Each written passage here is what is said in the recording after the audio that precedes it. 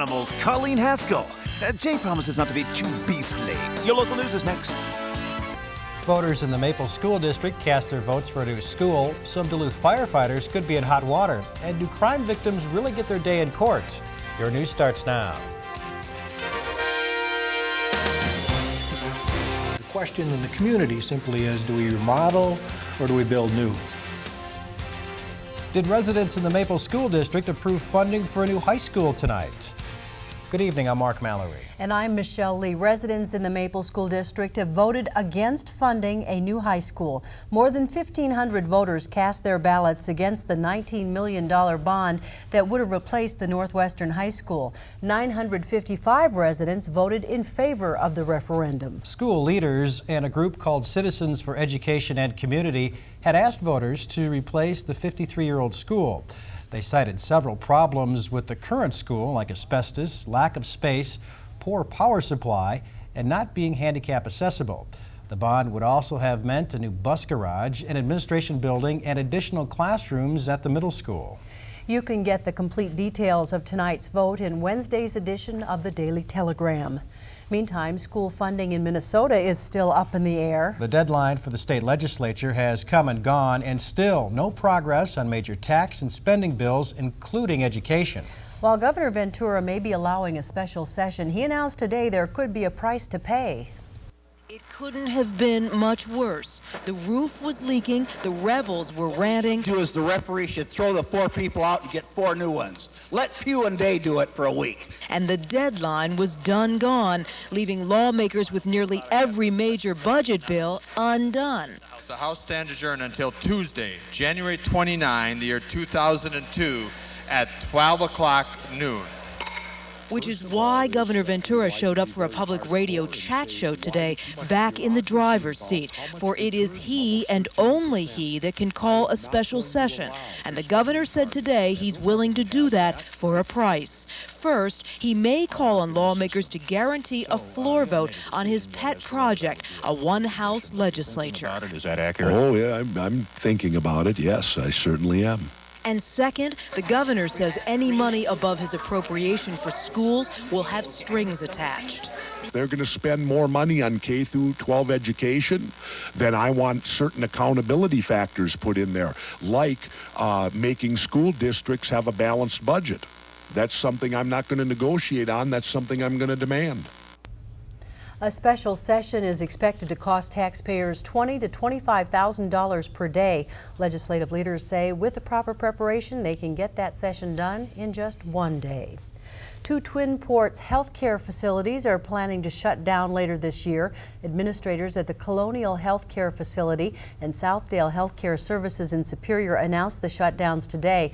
The directors would not comment on the closings, but the Wisconsin Department of Health has confirmed they received letters from each of those facilities May 16th, stating the company's intent to close the homes. Directors of the 4 other nursing homes in Superior say there should be enough space to relocate these people. I haven't heard any recent statistics, but I know last summer there was 100 open beds in the Twin Ports area in nursing homes. Colonial Healthcare is a handicapped care facility and not a nursing home. By law, healthcare facilities with federal funding cannot just shut down. The state must approve their plan to relocate residents before a closing date can be set. About 70 residents will need to be relocated. A woman sliding down a fire pole could add up to trouble for some Duluth firefighters. In March, the woman stopped at the main fire hall and used the restroom. After talking with several firefighters on duty, she asked if she could slide down the fire pole. It's against regulations, but the firefighters took her upstairs and allowed her to slide down. She reportedly broke her ankle in the process. The city attorney is now looking into the matter, which could lead to disciplinary action. Police and rescue workers were questioned today about evidence found at the Central Hillside apartment where 2 young men were shot last February. Chicago gang member Darrell Harris faces first-degree murder charges for killing David Greenwood. David Vogley was with Greenwood and was shot and paralyzed. One police officer testified that he found marijuana seeds and the remains of a marijuana cigarette in the apartment. In Vogley's testimony yesterday, he said that he and Greenwood were about to leave the apartment to make a drug deal when Harris showed up with a gun. About 99% of victims in criminal cases never get their day in court. That's due in large part to a system called plea bargaining. Lately, the system's been challenged by several Northland victims who say they didn't get a bargain at all. In fact, as iTeam 6 reporter Barbara Riles found out, they feel the whole idea of plea bargains leaves the victim out in the cold. 3-year-old Zach Levinsky learned early in his life about violence. He was battered in his Cloquet daycare. Did it hurt? When Zach's mother, Kara, dropped him off that morning, little Zach was fine. When she picked him up about 8 hours later, he was battered and bruised. We don't know how the marks came on the neck and down. It looked like fingernail pinch marks, but the face was blatant handprints, and from an adult, no child that did it. And like that with fingerprints? Yeah.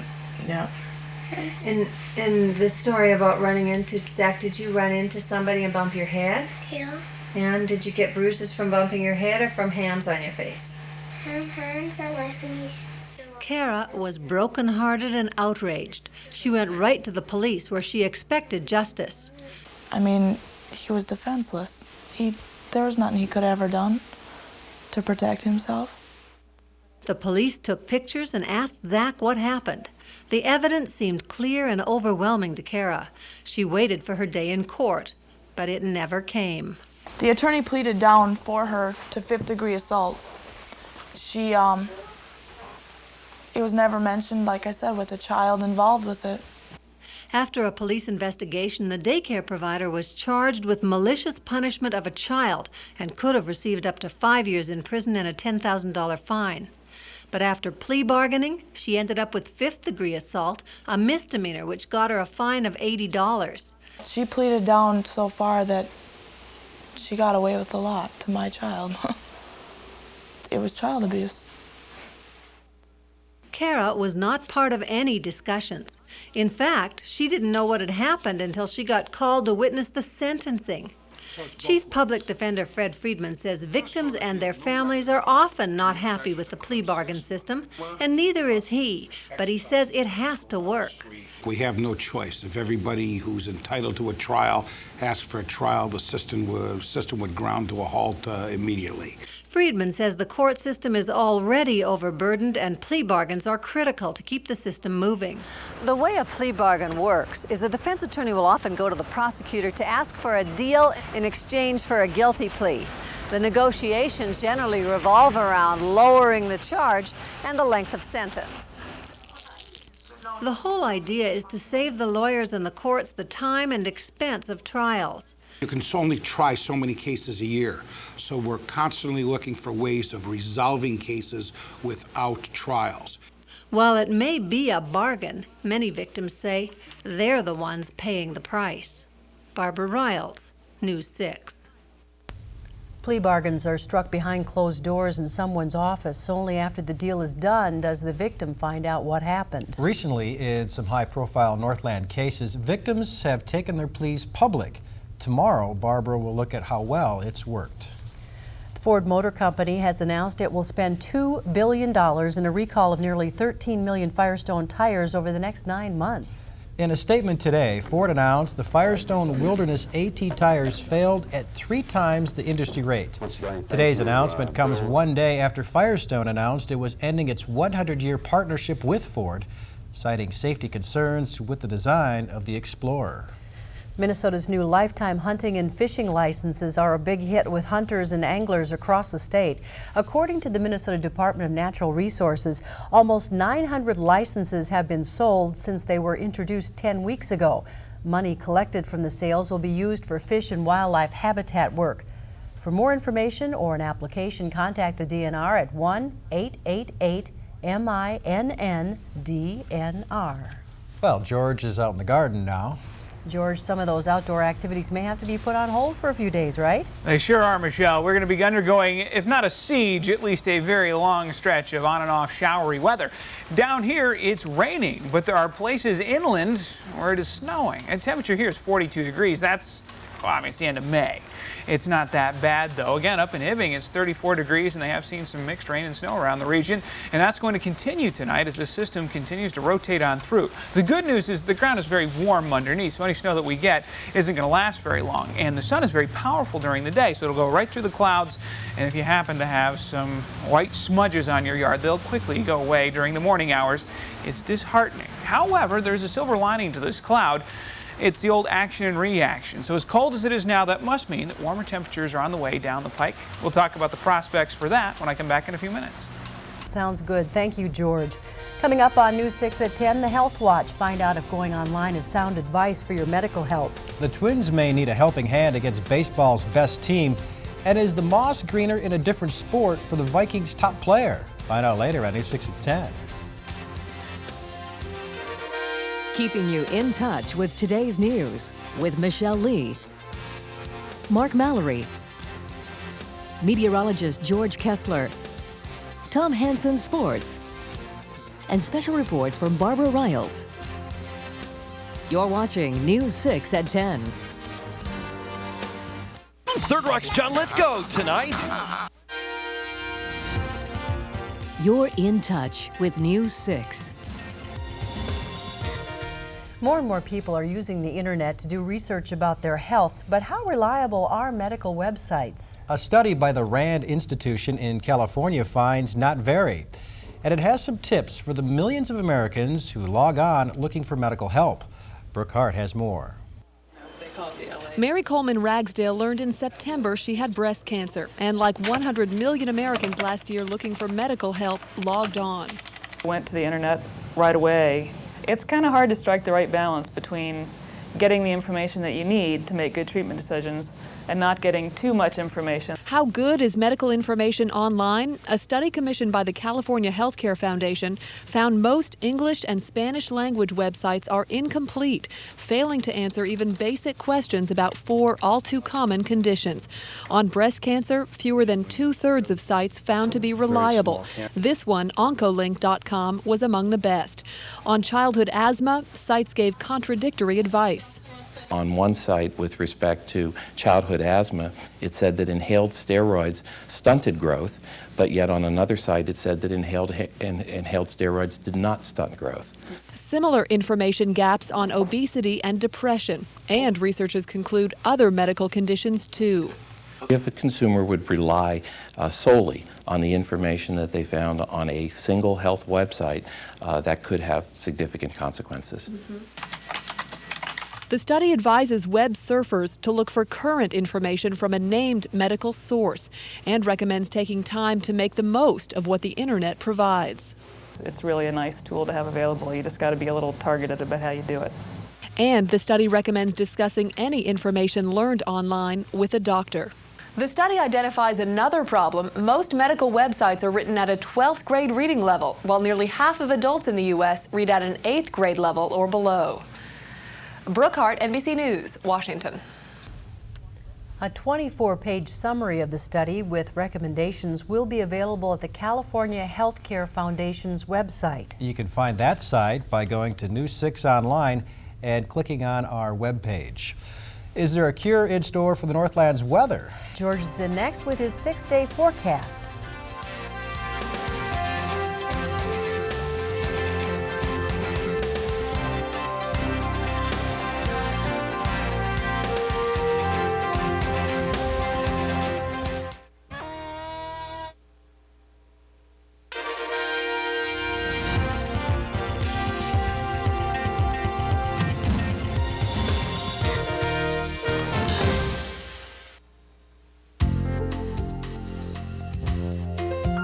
Meteorologist George Kessler holds the seal of approval from the American Meteorological Society.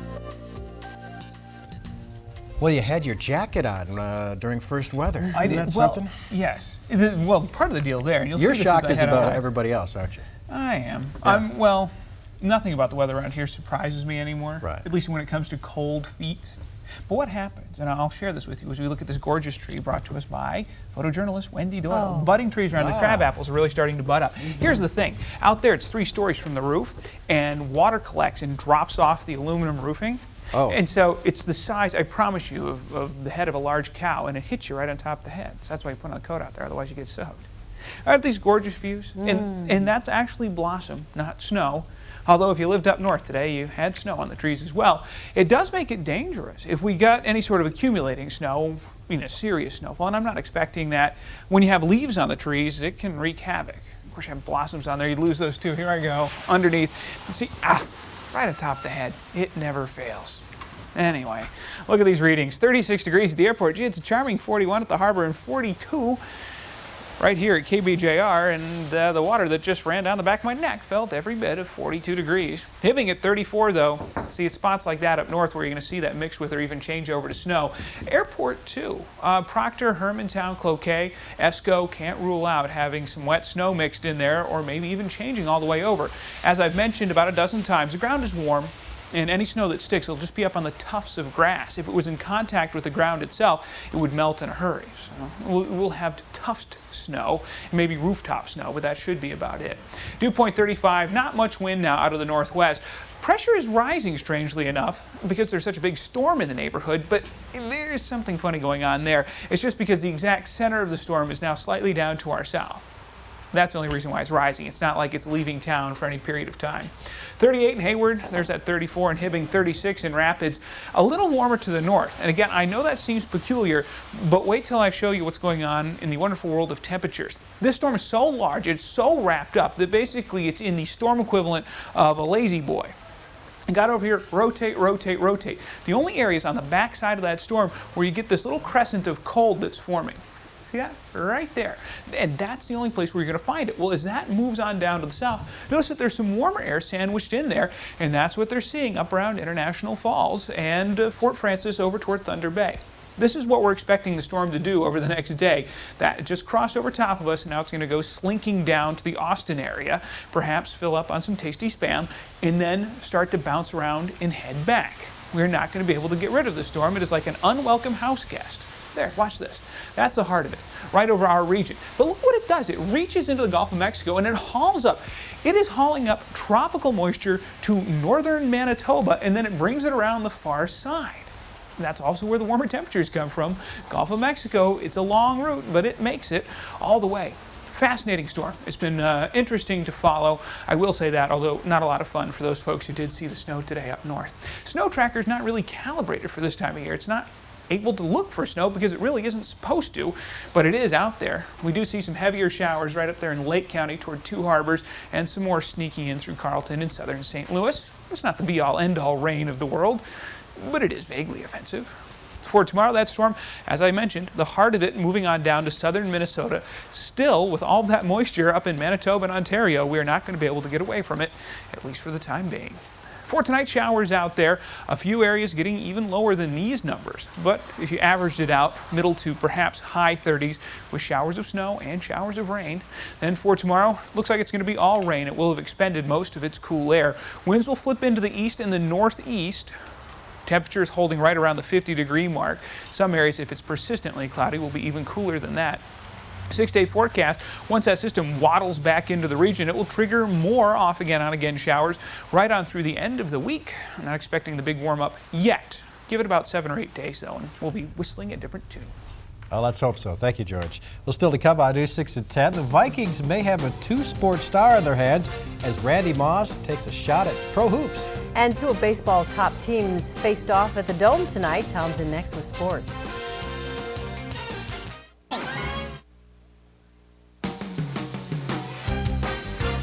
And now, sports with Tom Henson. Two of the top teams in baseball played at the Dome tonight. Seattle and the Twins? Would have thought that. Seattle and the Twins, the end of May right there. But that's what it is. The 32 wins by Seattle, the best of the majors. The 29 by the Twins, second best. It was Brad Radke versus former Twin Paul Abbott tonight. Twins have won 17 of 22 games at the Dome this year. Big attendance, 29,000 at the game tonight. No score into the third. Doug Minkiewicz A 2-run single scores A.J. Pierzynski and Christian Guzman, 2-0 Minnesota. Later, with the bases loaded, bottom of the third, up steps Corey Koski. Again, a 2-run double, 4-0 Minnesota as Hocking and Minkiewicz come around to score. Jacques Jones would later knock in another run. Twins led 8-0 after the third. However, the Mariners scored 7 themselves. Twins, though, bounced back with 4 in the 8th and lead this one 12-7 right now in the 9th inning. In the National League, Brewers opening a series with St. Louis at Miller Park. 5-0 Brewers win. Jimmy Haynes with the win. He's 4-4 in the year. Game 1 of the Eastern Conference Finals tonight in Philly. Bucks and 76ers will have Game 3 on NBC this weekend. Dikembe Mutombo gets the ball inside. The one-handed jam for the 76ers. It was all knotted up 19-19 after the first. Ray Allen down the lane, puts it off and in for Milwaukee. Philly with the big 51-35 lead at the half. And then the MVP, Allen Iverson, 34 points. Here he knocks down the three-pointer. Philly wins 93-85. Philly leads that series 1-0. In hockey, Pittsburgh at New Jersey, Game 5 tonight of the Eastern Conference Finals. Lemieux and Yager on actually different lines tonight. First period, Jason Arnott beats Johan Hedberg 1-0 in favor of New Jersey. However, later in the first, Alexei Morozov, a great puck control move. He beats Martin Brodeur. 1-1's the score. Then in the second, Jason Arnott, a power play goal, 2-1 New Jersey. New Jersey goes on to win 4-2. They win the series as well, 4-1. Cherry's Corey Kemp lived out his dream today. No agent hassles, no multi-million-dollar holdouts, no signing bonus. He signed his first pro contract for $800 per month. Yeah, I'm fortunate. I signed my contract this afternoon, so I mean it's always been a dream. So I'm finally here. Now it's just a matter of if I can keep myself here. Couple $1 million, and then your agent got 10% or what? $800. That's more than I've ever made. I'm happy with the meal money I get each day, so I'm just fortunate. Were you nervous when you signed that contract, or what? Not really. You know, I mean, you dream about those kind of things, but I was just said, "Is that all I need, Skip?" He's like, "Yep." Shook my hand and sent me out. So. No signing bonuses, nothing like that. Huh? No, I got my own locker and a meal a day, so I'll take it. The Dukes took practice indoors today before leaving for Winnipeg. They're leaving a day early in order to get a good practice in tomorrow up in Canada. The workout was at Denfeld High School gym. Season opener is Thursday in Winnipeg. I was telling my coaching staff, I said, I've never went a day early to Winnipeg, Canada, looking for better weather. Well, like they say, it's either good weather or bad weather here in Duluth. So the way we look at it, I mean, if we're playing in bad weather, the other team has to play in it also. So we got to quit complaining and go out there and play baseball. Minnesota Vikings wide receiver Randy Moss going to try his hand at basketball. In high school, he was the basketball player of the year in both his junior and senior seasons in West Virginia. He's joining the Pennsylvania Valley Dogs of the USBL. Plans to play in Thursday night's game against Long Island Surf. The all-pro receiver has been playing in the Los Angeles Summer League. He expects to play in that game on Thursday. The NFL approved realignment today. Green Bay, Chicago, Minnesota, and Detroit will form the new NFC North minus Tampa Bay, which goes to the new NFC South. Well, I'll miss going to Tampa. I won't miss going down there and playing the Buccaneers, though. That's okay with us to get them over somewhere else. I think it went pretty smooth. I think the biggest concern would be whether or not Minnesota can get something done with their new stadium. That would be my biggest concern. And Packers-Vikings together, though, so all's well in this area. Yeah, isn't that refreshing to hear the Dukes players talking about, but they're just happy to get meal money. Yeah. Isn't that nice? And a locker. Yeah, no multi-million-dollar deals. It's refreshing. Yeah. Thanks, Tom. Yep. We'll be right back.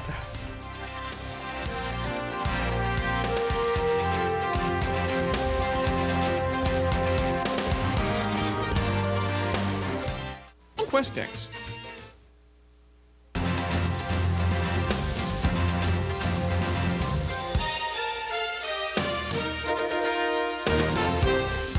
And George has returned with a final look at the forecast. George? We'll start on the radar. This isn't the snow tracker, just the regular radar. So some pretty brisk showers, though. Knife River, two harbors on up to middle part of Lake County. Then there are also some others rotating right around the same storm system, smack dab over top of the region. And that is going to be a repeating theme over the next couple of days. On again, off again showers will be our pals for the next couple. Mark and Michelle. All right, George, thank you. And thanks for watching tonight. Have a good night. Good night.